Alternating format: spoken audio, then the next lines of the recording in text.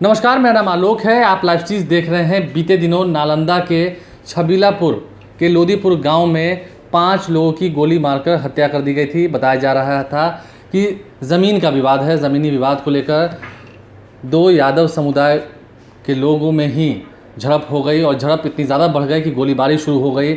एक परिवार के 5 लोगों की हत्या कर दी गई। हालांकि इस मामले में अब तक 2 लोगों की गिरफ्तारी हुई है और 16 लोगों के खिलाफ एफआईआर दर्ज किया गया है। पुलिस कह रही है कि हम छानबीन कर रहे हैं। ऐसे में जनतांत्रिक विकास पार्टी के अध्यक्ष अनिल कुमार आज लोदीपुर गांव पहुंचे उनके पीड़ित परिजनों से मिलने के लिए। तस्वीरें हम आपको वहां की दिखा रहे होंगे।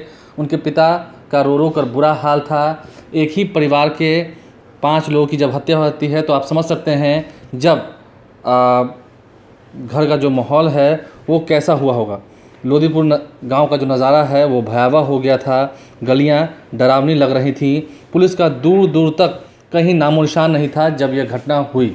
ऐसे में प्रशासन की ओर से दावे किए जा रहे हैं कि जल्द से जल्द हम अपराधियों को धर दबोचेंगे। हालांकि 2 लोगों की गिरफ्तारियां हुई हैं। अनिल कुमार जब पहुंचे तो उन्हें देखकर उनके परिजन जो हैं वो फूट फूट कर रोने लगे। हालांकि 5 परिवार के लोगों को आर्थिक सहायता भी की गई है अनिल कुमार द्वारा। लेकिन उन्होंने एक बड़ी बात कही है कि सरकार में बात तो होती है पिछड़ों की, लेकिन पिछड़ों को न्याय नहीं मिलता है।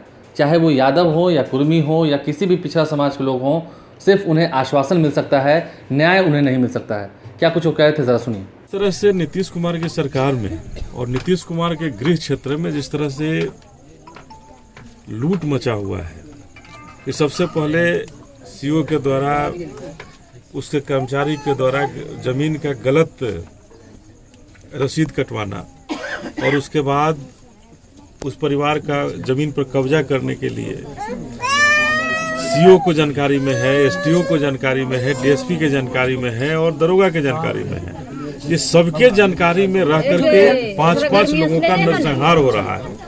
तो इस नरसंहार के लिए कहीं न कहीं पूरी तरह से ये जवाबदेह है नीतीश कुमार की सरकार। और इस सरकार के जवाबदेह होने के कारण मैं सबसे पहले जिनका क्षेत्र है उनसे चाहता हूं कि अगर श्रवण कुमार जी आखिर कहां रह गए, क्यों आपके क्षेत्र में इस तरह का नरसंहार हो रहा है और नीतीश कुमार के गृह क्षेत्र में क्यों नरसंहार हो रहा है। तो ये एक इशारा करता है कि आज पिछड़ों का जो शासन है, चाहे वो ये कहने का कुर्मी का शासन है, लेकिन कुर्मी को भी न्याय नहीं मिलता है। कुर्मी कोयरी जादव को न्याय इस नीतीश कुमार के सरकार में नहीं मिलने वाला। आज 5-5 लोगों की हत्या होती है और नीतीश कुमार जी अगर इतने ही शासन के प्रिय आदमी हैं, इतने ही अच्छे शासक रहे होते तो जो भी लोग इसमें दोषी थे सबकी गिरफ्तारी हुई रहती। जमीन पर जो कब्जा को लेकर के हुआ था उस जमीन पर कब्जा दिलवाने की बात होती, कब्जा दिलवाया जाता। लेकिन यहाँ तो ठीक उल्टा, जो सीओ का जिस तरह से पैसा का लेकर के दूसरे को रसीद काटने का खेल चल रहा है, दरोगा का नहीं आना, ये कह रहे हैं परिवार कह रहा है कि हमने 9 बजे सूचना दिया और 12 बजे तक वो नहीं आया दरोगा।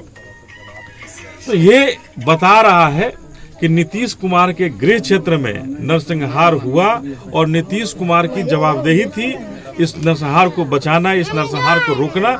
लेकिन आज ये छोटे छोटे बच्चे अनाथ हो गए, लेकिन नीतीश कुमार की नज़र इन बच्चों पर नहीं पड़ रही है, इस परिवार पर नहीं पड़ रही है, जिसका खामियाजा ये परिवार भुगत रहा है कि एक घर से 5-5 लोग हम लोगों के बीच में एक जमीन विवाद के सिलसिले में नहीं रहे और उन्हें आज न्याय के लिए दर दर की ठोकर खा रहे हैं।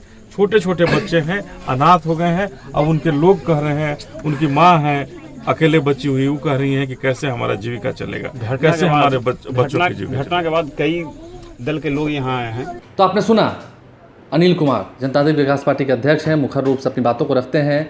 नालंदा से काफ़ी पुराना लगाव रहा है और जब वो पहुँचे उसके बाद वहाँ पर परिजन जो उनके थे उनका रो रो कर बुरा हाल हुआ। उन्हें देखने के बाद उन्होंने लोगों की आर्थिक मदद भी की है और ये कहा है कि जो घर में बच्चे हैं उनकी पढ़ाई के लिए भी आगे जो कुछ करना पड़ेगा हम हर संभव मदद करेंगे। ऐसे में अब जब बात लॉ एंड ऑर्डर पर खड़ी हो रही है तो कहीं ना कहीं सीधा सवाल सरकार से पूछा जाएगा कि आरोप तो लग रहे हैं, लेकिन न्याय की बातें होती हैं कि इंसाफ मिल सकता है, इंसाफ मिलता है। लेकिन इतने दिन हो गए, पिछले बुधवार की घटना है और आज सोमवार का दिन हो गया, इतने दिन हो गए, अब तक अरेस्टिंग क्यों नहीं हो रही है, कहाँ तक मामला पहुँचा है। और जब आपसी विवाद था दो लोगों के बीच में, एक ही समुदाय के दोनों लोग थे, जब आपसी विवाद था तो उसमें इतनी देरी क्यों हुई? पुलिस मौकाए वारदात पर काफ़ी देरी से क्यों पहुंची? कई सारे सवाल खड़े होते हैं।